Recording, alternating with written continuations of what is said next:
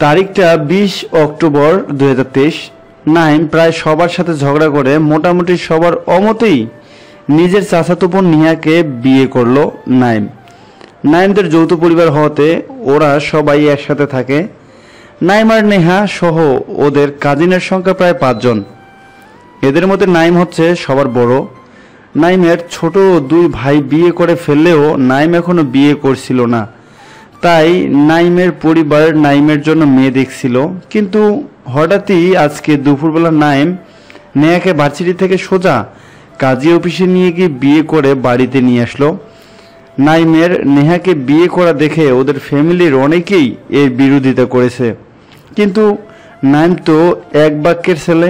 নাইম সবার উদ্দেশ্যে শুধু একটাই কথা বলেছে, তোমরা কে কি বলছো না বলছো সেটা আমার দেখার বিষয় না। আমি নেহাকে বিয়ে করেছি, আর এখন থেকে নেহা আমার দায়িত্ব। তাই বেটার এটাই হবে যে তোমরা আমার আর আমার দায়িত্ব থেকে দূরে থাকো। নেহা, চল ঘরে চল। নেহার চোখে পানি, কারণ কাউকে না জানিয়ে নাইমের সাথে কাজী অফিসে যাওয়ার কারণে ওর মা ওকে অনেক মেরেছে।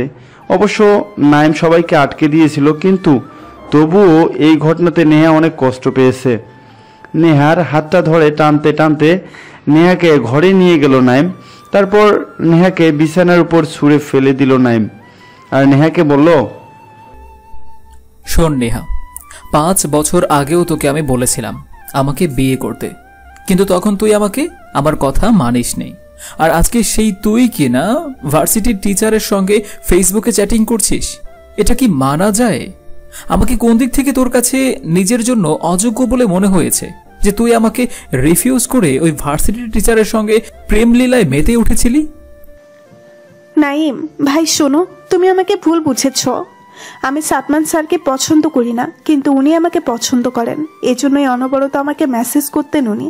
তুমি কি আমাকে কখনো দেখেছো যে আমি নিজে থেকে ওনাকে মেসেজ করেছি বা কল দিয়েছি? নেহা, আমি কিন্তু তোর ফেসবুক আইডি চেক করেছি, তাই আমার সাথে এসব বলে কোনো লাভ নেই। সেদিন তুই নিজে থেকে ওই স্যারকে কল দিয়েছিলি, আর প্রায় 20 মিনিট কথা বলেছিস তোরা। কি হতো কথা ওই স্যারের সঙ্গে? আমি কল দিলে তো 2টা মিনিটও কথা বলিস না, আর ওই স্যারের সঙ্গে 20 মিনিট।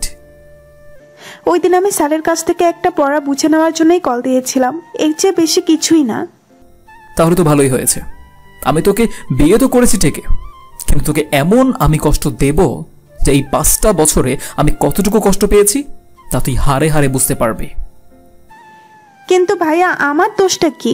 আমি কি করেছি সেটা বলে দাও আমাকে। তারপর আমাকে যা শাস্তি দেবে আমি মাথা পেতে নেব। এইভাবে আমার জীবনটা নষ্ট করার কারণ কি? তোর দোষ তো একটা নয়, তোর দোষ 3টা। তোর প্রথম দোষ হলো আমাকে রিফিউজ করা, তোর দ্বিতীয় দোষ হলো ওই টিচারের সঙ্গে কথা বলা, আর তোর তৃতীয় দোষটা হলো আমার কাছ থেকে লুকিয়ে ফেসবুকে অন্যান্য ছেলেদের সাথে ফ্লার্টিং করা। কিন্তু ওগুলো তো আমি জাস্ট মজা করার জন্যই করেছিলাম, তাও আবার ফেক আইডি দিয়ে। চিন্তা করিস না, এখন থেকে তোর লাইফে যা হবে সবই ফেক হবে। শুধু আমার সাথে তোর বিয়েটা ছাড়া বাকি সব কিছু ফেক। এই বলে নাইম ঘর থেকে বেরিয়ে চলে গেল, আর যাওয়ার সময় দরজার ছিটকিনিটা বাইরে থেকে লাগিয়ে দিয়ে গেল। বাসার কেউই ওদের দুজনের এভাবে বিয়ে করাটা মেনে নিতে পারেনি, তাই কেউ ওদের বিয়ের কোনো অনুষ্ঠান করলো না, আর বাসর ঘরও সাজালো না। নাইম জানতো এমন কিছুই হবে, তাই নাইম রাতে বাসায় আসার সময় কয়েকটা গোলাপ আর কিছু রজনীগন্ধা ফুল কিনে আনলো। বাসার দরজার সামনে গিয়ে বেল চাপতেই নাইমের মা দরজা খুলে দিল, আর উল্টো পাল্টা কথা বলতে লাগলো। কিন্তু নাইম ওখানে কাউকে কোনো রকম পাতা না দিয়ে সোজা নিজের ঘরের দিকে হাঁটা দিল। ঘরে গিয়ে দেখতে পেল ঘরের ছিটকিনিটা খোলা, এদিকে নেহাও ভেতরে নেই। এটা দেখে নাইমের মাথা অনেক গরম হয়ে গেল। নাইম তৎক্ষণাৎ ফুলগুলোকে বিছানায় একটা আছাড় মেরে ঘর থেকে বেরিয়ে গেল। ড্রয়িং রুমে গিয়ে সবার সামনে নেহার নাম ধরে জোরে জোরে ডাকতে লাগলো, নেহা, নেহা কোথায় তুই? আমি ডাকছি, তুই কি শুনতে পাচ্ছিস না? কোথায় আছিস তুই? এই মুহূর্তে আমার চোখের সামনে আয় বলছে, নইলে আমায় যদি খুঁজে বের করতে হয় না তাহলে কিন্তু খুব খারাপ হয়ে যাবে বলে দিলাম। নাইমের এত জোরে জোরে গর্জন শুনে নেহা সহ সবাই ভয়ে চুপসে গেল। ছোট থেকে নাইম খুবই চুপচাপ আর রাগী স্বভাবের মানুষ। এরকম একটা জমজমাট ফ্যামিলিতে থেকেও যে কেউ এত চুপচাপ হতে পারে সেটা নাইমকে না দেখলে কেউই বুঝতে পারবে না। আর আজকের সেই নাইম কিনা এমন করে গর্জন দিচ্ছে। নাইমের গলা শুনে নেহা নিজের ঘর থেকে বেরিয়ে ড্রয়িং রুমে আসলো। ড্রয়িং রুমে নাইমকে দাঁড়িয়ে থাকতে দেখে নেহা চুপি চুপি নাইমের ঘরের দিকে পা বাড়ালো, কিন্তু নাইম তৎক্ষণাৎ নেহাকে ওখানে দাঁড়িয়ে যেতে বলল। তুই ঘর থেকে বেরিয়েছিস কেন? মা নিয়ে গেছিল আমাকে। তোর মা নিয়ে গেলে তুই চলে যাবি? বলেছি না, তুই এখন আমার বউ, তুই আমার দায়িত্ব। তাই আমার দায়িত্ব থেকে সবাই যদি দূরে থাকে তাহলে আমি খুশি হব। আসলে আমার অনেক ক্ষুধা পেয়েছিল, তাই মা নিয়ে গিয়ে ভাত খাইয়ে দিল। নেহার কথা শুনে নাইম আবারও নেহার হাতটা ধরে জোরে জোরে টানতে টানতে ঘরে নিয়ে গিয়ে দরজাটা ভেতর থেকে লাগিয়ে দিল। নাইমের ব্যবহার দেখে নেহা খুবই ভয় পাচ্ছে, না জানি এখন নাইম কি করে বসে। নাইম নেহাকে নিয়ে গিয়ে বিছানায় বসালো, তারপর নিজের আনা ফুলগুলো নিজেই হাত দিয়ে ছিঁড়তে লাগলো। ফুলগুলো ছেঁড়া শেষ হলে ফুলের সব পাপড়িগুলো বিছানার উপর ছুঁড়ে মারলো নাইম। তারপর নেহাকেও একটা ধাক্কা দিয়ে বিছানার উপর ফেলে দিল। ফেলে দেওয়ার পর নাইম নিজেও নেহার ছোট্ট দেহের উপর চড়া হলো আর নেহার কোমল ঠোঁট দুটোতে ইচ্ছা মতো কামড়াতে লাগলো। নাইমের কামড়ে নেহা ব্যথা পাচ্ছে, হাত পা ছড়াচ্ছে, নিজেকে ছাড়ানোর আপ্রাণ চেষ্টা করছে, কিন্তু নাইমের শক্তির সাথে নেহা পেরে উঠছে না। সেদিকে নাইমের কোনো পাত্তাই নেই। নেহার ছুটোছুটি করায় নাইম আরো হিংস্র হয়ে উঠল আর নেহাকে বলল, একদম ছুটাছুটি করবি না, হাত পা ছাড়াবি না। আমি এখন তোর স্বামী আর আমি যা ইচ্ছা তাই করতে পারি, আর তোকে সে সব কিছু সহ্য করতেও হবে। প্লিজ ভাইয়া, আমার অনেক কষ্ট হচ্ছে। তুমি সঙ্গম করতে চাইছো করো, তুমি এখন আমার স্বামী, আমি তোমাকে আটকাবো না। কিন্তু কষ্ট ছাড়া ভালোবেসেও তো সক্ষম হয়, তাই না? ভালোবাসা, তাও আবার তোকে? ভালোবাসাই তো দিতে চেয়েছিলাম তোকে, কিন্তু তুই আমার ভালোবাসার যোগ্য না। তুই আমার কাছ থেকে কষ্ট ছাড়া ভালোবাসা কোনো দিনও পাবি না, মনে রাখিস। আমাকে কষ্ট দিয়ে তোমার লাভটা কি? কি এমন করেছি আমি যা শাস্তি তুমি আমাকে এভাবে দিচ্ছ?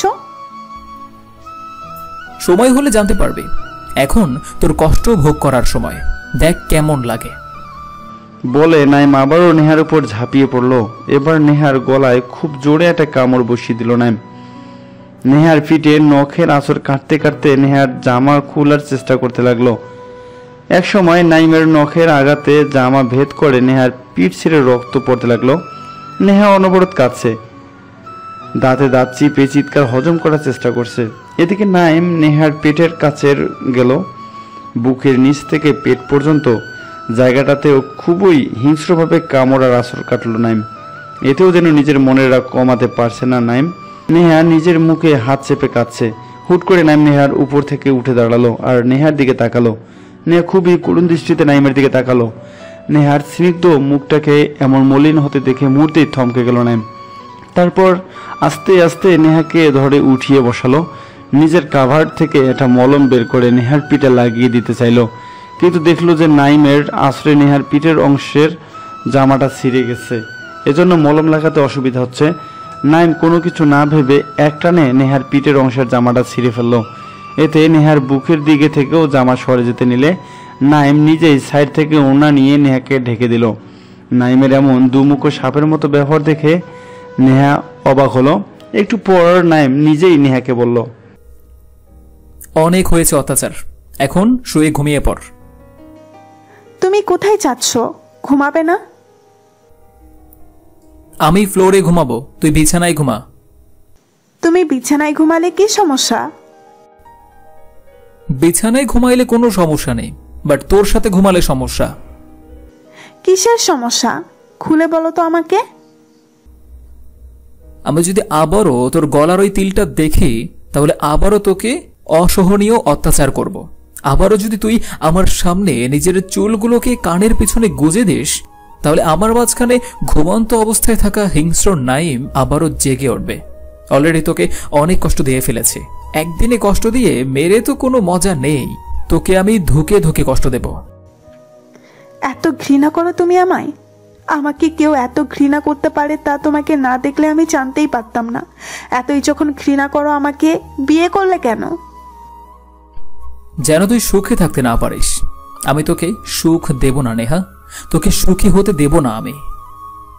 তুমি চেষ্টা করো আমাকে অত্যাচার করার, আর আমি চেষ্টা করব তোমাকে ভালোবাসার। হাসালি আমাকে। এত কষ্ট দেওয়ার পরও তুই আমাকে ভালোবাসার চেষ্টা করবি? অবশ্যই চেষ্টা করব, কারণ একমাত্র ভালোবাসাই পারে ঘৃণাকে মুছে ফেলতে। চেষ্টা করে দেখ পারিস কিনা। আমি তো তোকে ঘৃণা করতে চাইনি, তুই আমাকে বাধ্য করেছিস। কিন্তু আমি কি করেছি? কি এমন করেছি আমি যে তুমি আমাকে ঘৃণা করতে বাধ্য হলে? সেটা কি একটাবার আমাকে বলবে প্লিজ? আমি জানতে চাই আমি কোন পাপের শাস্তি পাচ্ছি। আস্তে আস্তে সবই জানতে পারবে। ঘুমা এখন, নইলে কাটা গায়ে লবণের ছিটে দিয়ে দেব। এবার বাকিটা তোর ইচ্ছা। তুমি না বলেছ আমি তোমার বউ? তোমার দায়িত্বতে তুমি লবণ ছিটাবে নাকি আদরের সাথে তাকে পালন করবে সেটা একান্তই তোমার ব্যাপার। এভাবে ভালো কথা শোনার মেয়ে তুই না। দাঁড়া, কাটা জায়গায় মলম লাগিয়ে দিয়েছি, সেটা ভালো লাগছে না তাই তো? এবার লবণ ছিটাবো, সেটা খুব ভালো লাগবে। বলেই বেড সাইড টেবিলের উপরে রাখা লবণের ডিব্বা থেকে লবণ বের করলো নাইম, আর নেহার পিঠের কেটে যাওয়া অংশে লবণ ছিটিয়ে দিল। কাটা জায়গায় লবণ পড়াতে অসম্ভব জ্বালা পোড়া করতে লাগলো নেহার, কিন্তু নেহা মুখ দিয়ে একটু টু শব্দ অব্দি বের করলো না। নাইম বারবার চিৎকার করতে লাগলো নেহার উপর, কিন্তু নেহার মুখ দিয়ে কোনো আওয়াজ বের হলো না। বাইরে সবাই নাইমের চিৎকার শুনতে পাচ্ছে, আর সবাই ভাবছে হঠাৎ করে নাইম এমন কেন করছে। শেষমেশ নাইম নেহার সাথে না পেরে নিজেই রেগে মেগে ফ্লোরের উপর ঘুমিয়ে পড়ল। আসলে গত 3 মাস আগে একদিন রাতে নাইম ড্রিঙ্কস করে বাসায় ফিরেছিল। তখন বাসার সবাই ঘুমাচ্ছিল, আর নেহা গিয়ে দরজা খুলে দিয়েছিল। নেহা দরজা খুলে দেওয়ার পর নাইমের কথা শুনে বুঝতে পেরেছিল যে নাইম ড্রিঙ্কস করে এসেছে, তাই যথাসম্ভব দূরে থাকছিল নাইমের থেকে। সেদিন রাতে নেহা নাইমের জন্য ভাত বেড়ে নাইমের রুমে নিয়ে গেল। এমন সময় নাইম হঠাৎ নেহার হাত ধরে টেনে নেহাকে নিজের খাটে বসালো আর বলতে লাগলো, নেহা, তুই কি জানিস যে আমি তোকে ঠিক কতটা ভালোবাসি? তুই কি এটা বুঝিস না? নাইম ভাইয়া, এখন এসব কথা বলার সময় না। এখন তুমি ড্রাগস অবস্থায় আছো। খাবারটা দিয়ে গেলাম, খেয়ে নাও। আর এখানে তেঁতুলের শরবত আছে, খেয়ে নিও। আজকে খাবার নয়, তোকে খাবো। তেঁতুলের শরবত নাই, তোর ঠোঁটের অমৃত সুধা পান করব আমি। নাইম ভাইয়া কি করছো? ছাড়ো বলছি। এবার কিন্তু বেশি বেশি হয়ে যাচ্ছে নাইম ভাইয়া, আমি কিন্তু চেঁচাবো। চেঁচাবি তাই না? দাঁড়া, তোর চেঁচানোর ব্যবস্থা বন্ধ করছি আমি। বলেই নাইম নেহার মুখ চেপে ধরলো আর নেহাকে বুকে ঘাড়ে অনবরত কামড় দিতে লাগলো। এক সময় কামড়ের চোটে নেহা ক্লান্ত হয়ে গেল, আর নাইম এই সুযোগে নেহাকে আরো শক্ত করে চেপে ধরে নিজের মাতাল দেহের চাহিদা মিটিয়ে নিল। তারপর যখন নাইমের চাহিদা মিটে যাওয়ার পর নাইম ক্লান্ত হয়ে নেহার পাশে শুয়ে পড়ল, তখন নেহা অত্যন্ত ব্যথায় খুব কষ্টে বিছানা থেকে উঠে দাঁড়ালো। সেই রাতে নেহা কেঁদেছিল, খুব কেঁদেছিল, কিন্তু ওর নিঃশ্বাস কান্না কারো কানে যায়নি। সেদিন পুরো রাত জেগেছিল নেহা, একটা মুহূর্তের জন্য দু চোখের পাতায় এক করতে পারেনি। নেহা ভেবেছিল নাইম তার এই ভুলের জন্য নেহার কাছে ক্ষমা চাইবে, কিন্তু পরের দিন সকালে যখন নেহার সাথে নাইমের দেখা হলো, তখন নাইম ওকে বলল, জলদি কর নেহা, তোর ভার্সিটির জন্য দেরি হয়ে যাচ্ছে। তোকে পৌঁছে দিয়ে তারপর আমাকে আবার অফিসে যেতে হবে। তাড়াতাড়ি কর প্লিজ। মানে নাইম যে গতরাতে নেহার সাথে কি করেছে তা নাইম সম্পূর্ণভাবে ভুলে গেছে। ওর কিচ্ছু মনে নেই গতরাতের কথা। তার মানে এখন যদি নেহার সাথে কিছু হয়, ও সেটার দায়িত্ব নাইম নেবে না। এই কথা ভেবে নেহা আবারও হু হু করে কেঁদে উঠল, কিন্তু পরবর্তীতে নিজেকে সামলে নিয়ে ভার্সিটির জন্য রেডি হয়েছিল নেহা। তারপর আবারও সেই নর্মাল লাইফে ফিরে যাওয়ার চেষ্টা করছিল, কিন্তু ধীরে ধীরে নেহা কেমন যেন চঞ্চল থেকে একদম চুপচাপ হয়ে যাচ্ছিল। এভাবে কেটে গেছিল 3 মাস, কিন্তু বিয়ের 10 দিন আগে নেহা জানতে পারে যে নেহা প্রেগনেন্ট। যে ডাক্তার নেহার টেস্টগুলো করিয়েছিল সে ডাক্তার নেহার কাছে জানতে চাইলেও এই বাচ্চার বাবাকে নেহা কিছুই বলল না, শুধু একটা কথা বলল, যেই বাচ্চাকে আমি পৃথিবীতে আনতেই পারবো না সেই বাচ্চার বাবার নাম জেনেই বা আপনি কি করবেন? অ্যাবর্শন কিভাবে করাতে হয়, কত টাকা খরচ হয়, এখনো কি আমার অ্যাবর্শন করানোর টাইম আছে? চুপচাপ থাকা এই নেহার মুখ থেকে হুট করে এমন কথা শুনে ভ্যাবাচ্যাকা খেয়ে গিয়েছিল ডাক্তার। তারপর নেহাকে জানিয়েছিল যে অ্যাবর্শন করানোর সময় এখনো আছে। নেহা এ খবর জানতে পেরে পরের দিনই নিজের জমানোর সব টাকা নিয়ে গেছিল হাসপাতালে আর নিজের অ্যাবর্শন করিয়ে এসেছিল। অ্যাবর্শনের পর যখন নেহা বাড়ি ফিরেছিল ঠিক সেই সময় নেহাকে রাস্তায় দেখতে পেয়েছিল নাইম। নেহাকে রাস্তায় দেখে নাইম তৎক্ষণাৎ নেহাকে কল করেছিল। কল করে নাইম নেহাকে বলল, নেহা, তুই কোথায় আছিস এখন? এই মুহূর্তে আমার কোথায় থাকার কথা, ভার্সিটিতে আছি আমি। কেন বলো তো? না, আসলে আজকে অফিসে একটু তাড়াতাড়ি ছুটি হয়ে গেছে তো, তাই ভাবলাম একেবারে নিয়েই বাসায় চলে যাই। ঠিক আছে, তুমি আমার ভার্সিটির সামনে গেটে দাঁড়াও, আমি আসছি। এই বলে নেহা তাড়াতাড়ি একটা সিএনজি ধরে নাইমের গাড়ির সামনে দিয়েই চলে গেল। কিন্তু নেহা নাইমকে মিথ্যা কেন বলেছিল এটা জানার জন্য নাইম নিজেই ওই হাসপাতালে যায় আর নেহার নাম করে খোঁজখবর লাগায় যে নেহা কেন এখানে এসেছিল। রিসেপশন থেকে জানতে পারে যে আসলে নেহার অপারেশন করানোর জন্য এখানে এসেছিল। এই কথা শুনে নাইম তো সম্পূর্ণ অবাক হয়ে গেছিল। তারপরও নাইম নেহার সাথেও নর্মাল বিহেভ করার চেষ্টা করছিল। তারপর যখন নেহার ফোন থেকে নেহার ফেসবুক পাসওয়ার্ডটা নিয়ে ওর আইডিটা ঘাটাঘাটি করলো তখন দেখতে পেল যে নেহার ভার্সিটির একটা টিচার নেহাকে অনবরত কল এবং মেসেজ দেয়। ব্যাস, এতেই নাইম মনে করে যে সেই টিচারের বাচ্চাটাই হয়তো নেহার পেটে ছিল আর নেহা সেজন্যই অ্যাবর্শন করিয়ে এসেছে। এই চিন্তায় নাইমের মনে আসার পরেই নেহার প্রতি ঘৃণা চলে এসেছিল নাইমার। তাই নেহাকে জোর করে বিয়ে করলো নাইম। তার পরের ঘটনা তো আপনারা জানেনই। বিয়ের পরের দিন সকালে যখন নাইমের ঘুম ভাঙলো তখন নাইম দেখতে পেল রাতে ঠিক যেইভাবে নেহাকে বসে থাকতে দেখেছিল নাইম এখনও নেহা ঠিক সেভাবেই বসে আছে। তার মানে নেহা সারা রাত ঘুমায়নি। নাইম প্রচণ্ড রেগে গিয়ে নেহাকে বলল, তুই কি ভেবেছিস নেহা, এভাবে না ঘুমিয়ে না খেয়ে আমার সামনে ঘোরাফেরা করলে আমি তোর প্রেমে পড়ে যাব, তোকে ভালোবাসতে শুরু করব? কোনো চান্স নেই নেহা। তোর মতো মেয়েকে আমার শুধু কষ্ট দিতেই ইচ্ছা করে, ভালোবাসতে ইচ্ছা করে না। তুমি ভালোবাসতে না চাইলেও আমি তোমাকে ভালোবেসে যাব, দেখি শেষ পর্যন্ত কি হয়। এই বলে নেহা গায়ের উপর থেকে চাদরটা সরিয়ে ফ্লোরে দাঁড়ালো। তারপর আবারও চাদরটা নিজের গায়ে জড়িয়ে নাইমের ঘর থেকে বেরিয়ে নিজের ঘরে গেল। নাইম নেহাকে কোনো পাত্তা না দিয়ে গোসল করতে চলে গেল। গোসল করে খেয়ে দিয়েই নাইম বাইরে বেরিয়ে গেল। সারাদিন নেহার সাথে আর নাইমের দেখা হলো না। আসরের আজানের একটু পর বাসায় ফিরে নাইম নেহাকে খুঁজতে লাগলো। দেখতে পেল নেহা খুব শান্তিতে নিজের ঘরে ঘুমাচ্ছে। নেহাকে এভাবে শান্তিতে দেখে নাইমের গায়ে যেন আগুন জ্বলে উঠল, কারণ একটু আগেই রাস্তায় ওই সাদমান স্যারকে দেখেছে নাইম, আর তাকে দেখেই নেহার প্রতি রাগটা আবারও জেগে উঠেছে। নাইম কোনো কথা না বলে রুমের দরজাটা বন্ধ করে সোজা নেহার কাছে গেল। তারপর আস্তে আস্তে নেহার কাপড় খুলতে লাগলো। হুট করে নেহা চোখ খুলে নিজেকে বিবস্ত্র অবস্থায় আবিষ্কার করলো। এই দেখে নেহা খুবই অবাক হলো। তারপর সামনে তাকিয়ে দেখলো যে নাইম বিছানার সামনে দাঁড়িয়ে নেহার বিবস্ত্র শরীরের দিকে তাকিয়ে রাগে ফুঁসছে। নেহা তাড়াতাড়ি একটা কাঁথা দিয়ে নিজেকে ঢেকে নিয়ে নাইমকে জিজ্ঞেস করলো, কি হয়েছে, এভাবে তাকিয়ে আছো কেন? ঠিক এই অবস্থায় সে তোকে দেখেছে, তাই না? তোর এই ফুলের পাপড়ের মতো নরম গায়ে সে হাত লাগিয়েছে, তাই না? কি বলছো তুমি? কে হাত লাগিয়েছে? কে দেখেছে? আমাকে কি তোমার এমন চরিত্রের মনে হয়? তুই এটা কেন করলি নেহা? কেন করলি এটা?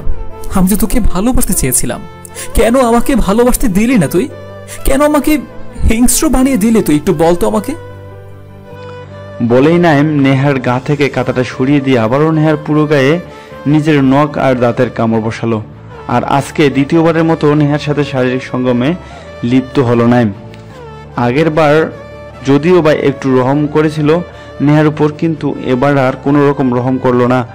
নেহার শরীরটাকে নাইম এমন অবস্থা করেছে যে যে কেউ এখন নেহাকে দেখলে মনে করবে নেহাকে রেপ করা হয়েছে।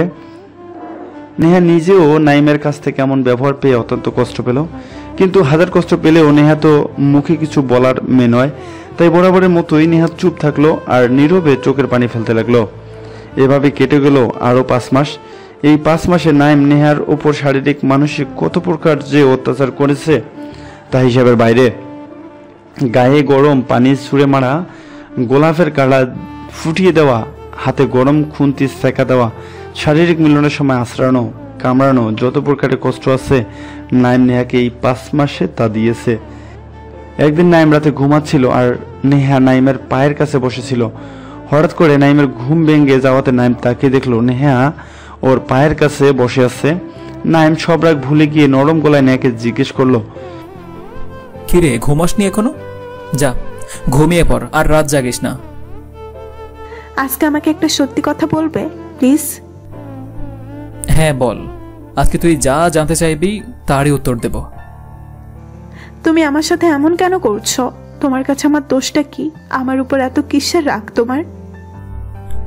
আমাদের বিয়ের প্রায় 9 দিন আগে তুই অ্যাবর্শন করেছিলি। আমি যখন তোকে বিয়ের জন্য বলেছিলাম তখন আমাকে না করেছিস, অথচ অন্য একজনের অবৈধ বাচ্চা পেটে নিয়ে তুই আমাদের বাসায় থেকেছিস, খেয়েছিস। আমার কি রাগ হওয়ার কথা না বল? তুমি জানো যে আমি অ্যাবর্শন করিয়েছিলাম? তুমি কি এটা জানো বাচ্চাটা কার ছিল? কার আর হবে? তোর ওই ভার্সিটি টিচার সাদমান স্যারের। বাচ্চাটা তোমার ছিল নাই। আমাদের বিয়ের 3 মাস আগে একদিন রাতে তুমি ড্রিঙ্কস করে এসে আমার সাথে জোর জবরদস্তি করেছিলে, আর পরের দিন সকালে তুমি সব ভুলে গেছিলে। বিশ্বাস করো, আমিও সব ভুলে যাওয়ার চেষ্টা করেছিলাম, কিন্তু আমার পেটে থাকা সেই ছোট্ট প্রাণটা আমাকে কিছুতেই তোমার কথা ভুলতে দিচ্ছিল না। সেই ভয়ঙ্কর রাতটা আমি কিছুতেই ভুলতে পারছিলাম না, তাই আর তার আসার খবর শুনে অপারেশন করিয়ে নিয়েছিলাম। যদিও অপারেশন করার পরে জানতে পারি যে বাচ্চাটা আগে থেকেই আমার পেটে মৃত অবস্থাতেই ছিল। আমি যে তাকে মেরে সিদ্ধান্ত নিয়েছি, হয়তো সেটা জানার পরেই সে মারা গেছিল। আমার বাচ্চাটা আমার পেটেই মারা গেছিল। তারপরেও আমি তাকে অপারেশন করিয়েছি। কেন জানো? তোমার জন্য, তোমার সম্মানের জন্য। যদি আমি কাউকে কিছু বলতাম তাহলে সবাই তোমার উপর আঙুল তুলতো, যেটা আমি চাইনি। আর তুমি কি না আমার উপরে আঙুল তুললে? কাঁদো কাঁদো কণ্ঠে এই কথাগুলো বলেই নেহা ফ্লোর থেকে উঠে বিছানায় চলে গেল। নেহার মুখে সত্যি কথাগুলো শুনে নাইম যেন বাকরুদ্ধ হয়ে গেল। তার মানে এতদিন নাইম যেই সন্তানকে ঘৃণা করে এসেছে সেই সন্তান আসলে তার ছিল। যে ভুলের জন্য এতদিন নেহাকে নাইম অমানবিক অত্যাচার করেছে সেই ভুলটা আসলে নাইমের নিজের ছিল। এত কিছু ভেবে নাইম পুরো ভেঙে পড়ল। তখন আবারও বিছানায় শুয়ে শুয়ে নেহা নাইমকে বলল, এই কথাটা যদি তুমি আমাকে আরো আগে বলে দিতে, তাহলে হয়তো এতদিন এত অত্যাচার আমাকে সহ্য করতে হতো না। আজকে আমি নিশ্চিন্তে ঘুমাতে পারবো। নিজের মাথা থেকে এত বড় একটা বোঝা নামিয়ে দিয়েছি যে আজকে আমি মরে গেলেও আমার কাছে নিজেকে হালকা মনে হবে। নেহার মুখে এই কথাটা শুনেই নাইম ছুটে আসলো নেহার কাছে। এসে সোজা নেহার পা দুটো জড়িয়ে ধরলো নাইম। কাঁদতে কাঁদতে নেহাকে বলল, এতদিন আমার করা এত অত্যাচার তুই সহ্য করেছিস, তবুও কেন আমাকে তুই সত্যিটা কখনো জানাসনি? আমি জানতাম সত্যিটা জানলে তুমি সহ্য করতে পারবে না। তোমাকে কষ্ট দেওয়ার কোনো মোটিভ আমার ছিল না, তাই জানাইনি। আমার পা ছাড়ো নাইম, এদিকে উঠে এসো। নেহার কথা মতো নাইম ওর পা ছেড়ে দিয়ে সামনে গিয়ে বসলো। নেহা শোয়া থেকে উঠে বসে নাইমের মাথাটা ওর কোলে নিল। এতে নাইম আরও ইমোশনাল হয়ে জোরে জোরে কান্না শুরু করলো। নাইম যদি সেদিন এই ভুলটা না করতো তবে তার ঔরজাত সন্তানকে তাকে হারাতে হতো না, আর না নিজের চোখে নিজেকে ছোট মনে হতো। নেহা নাইমের অবস্থাটা বুঝতে পারলো। একটু পর এই প্রথমবারের মতো নেহা নিজের থেকে নাইমের ঠোঁটে কিস করলো। এতদিন নাইম যতবার নেহাকে কিস করেছে নেহার জন্য যন্ত্রণাদায়ক ছিল, কিন্তু এই প্রথম নাইমের ছোঁয়াতে নেহার সুখ অনুভূত হচ্ছে। নেহা আস্তে আস্তে নাইমের পিঠের দিকে হাত বাড়ালো আর নাইমকেও আরো শক্ত করে জড়িয়ে ধরে নিজের কাছে টেনে নিল। এই প্রথম ওদের শারীরিক মিলন ভালোবাসার ছোঁয়া পেল। এই মিলন যেন দুজনের কাছেই অমৃত সুখ বলে মনে হচ্ছে। আস্তে আস্তে ওরা দুজন হারিয়ে গেল ভালোবাসার রাজ্যে।